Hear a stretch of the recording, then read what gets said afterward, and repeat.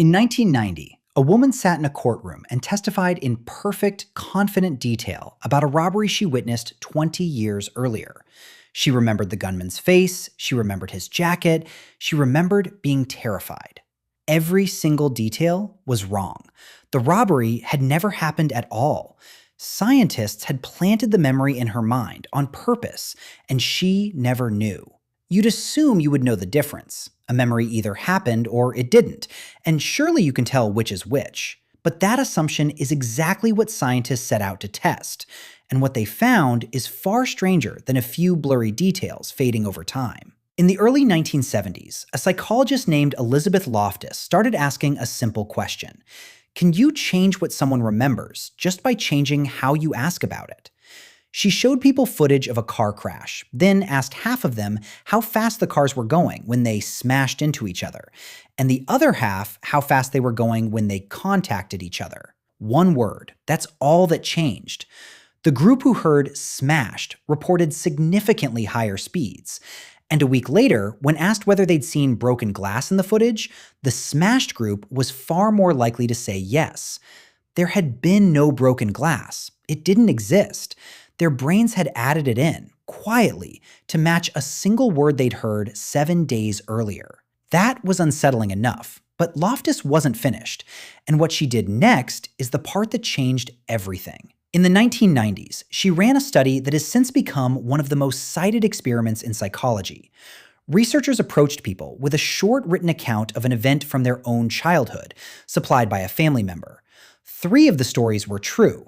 One was completely fabricated, a memory of getting lost in a shopping mall as a young child, panicking, and eventually being found by an elderly stranger. It had never happened. Not one detail of it was real.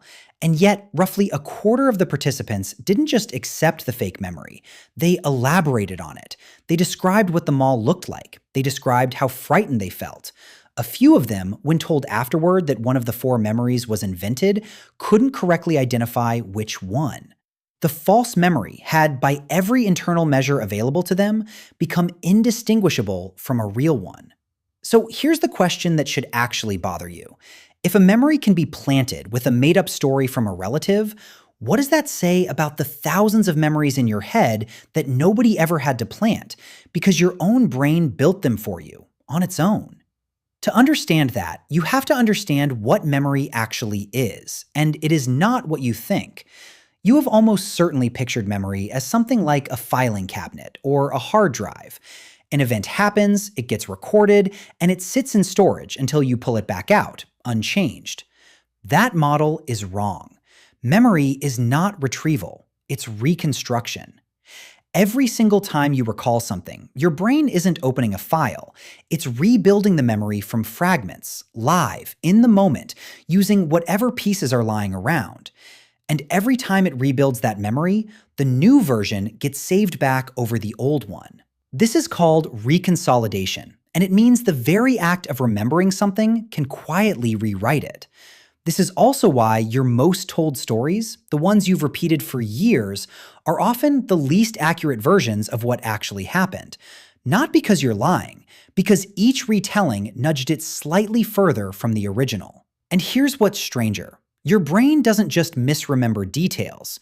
Under the right conditions, it can generate a memory for something that never happened at all, out of nothing. In the late 1990s, researchers Henry Roediger and Kathleen McDermott ran a deceptively simple experiment.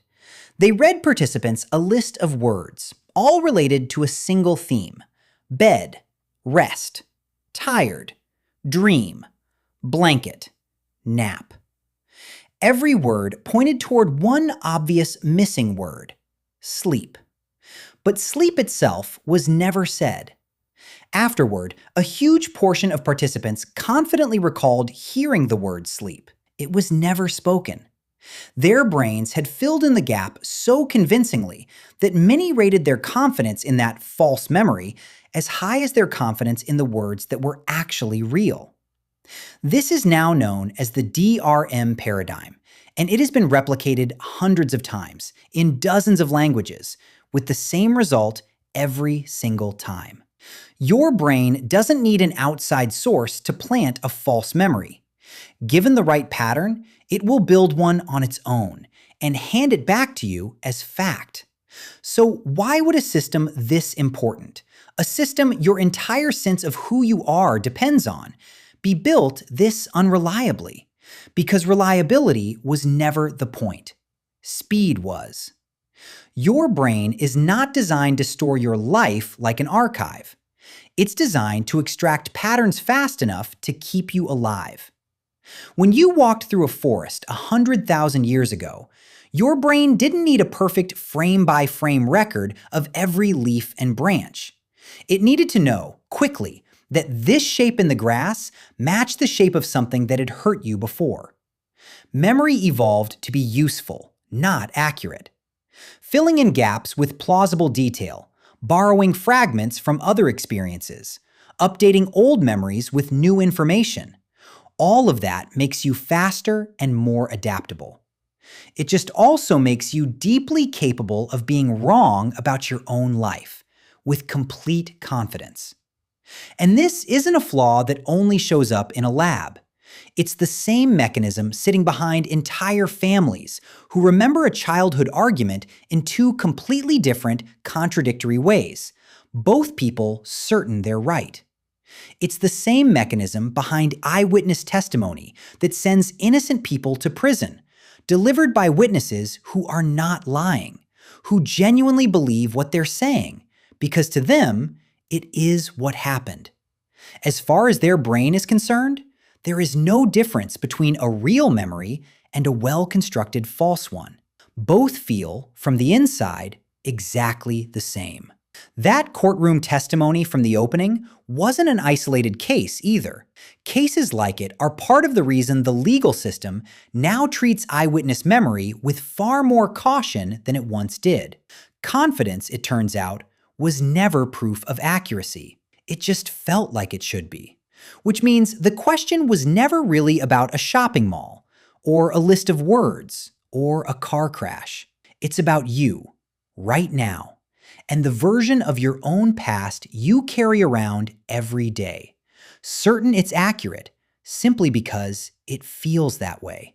You are not lying to yourself when you misremember something. You're doing exactly what a human brain was built to do.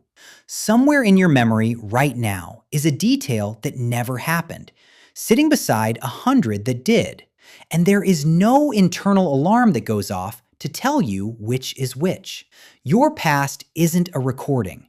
It's a story your brain keeps quietly rewriting. And you are the only one who never notices the edits.